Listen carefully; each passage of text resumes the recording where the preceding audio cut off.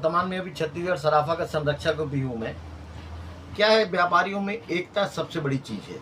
और ये चुनाव तो देखिए समय के लिए है, हमारे सब भाई ही वो, मगर ये है कि समंजस बनी रहे और एक दूसरे की चुनाव खाली 23 तारीख तक ही उसको माने और उसके बाद टीम जो भी आए उसको बराबर सब व्यापारियों के हित में काम करना चाहिए। यही मेरा सब व्यापारियों से निवेदन है।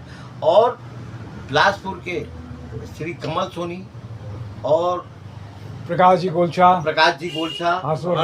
हर्ष जैन, जी ये टीम को कोई चुनेंगे तो उससे क्या होगा कि एक दूसरे में समंजस और काम ज्यादा होगा। अलग अलग में नहीं। इसलिए मेरा निवेदन है कि तीनों पद एक साथ दें और बाकी कार्यकारिणी में आप सभी जगह से सदस्य लें कि जिससे काम पूरा सुचारू रूप से चलता रहे। तो कमल सोनी ही क्यों? आप कह रहे थे कि रायपुर बिलासपुर का भी कुछ मामला आता है। क्या है, देखिए कमल सोनी में एक ये बात है कि एक्टिव आदमी है और किसी भी काम को अगर जो लेता है, बीड़ा उठाता है तो उस काम को करता है, उसमें इंटरेस्ट लेता है। नहीं तो लोग क्या होता है कि हम देखिए व्यापारी आदमी, हम लोग तो व्यापार से समय जब मिलता है तब उस काम में जाते हैं।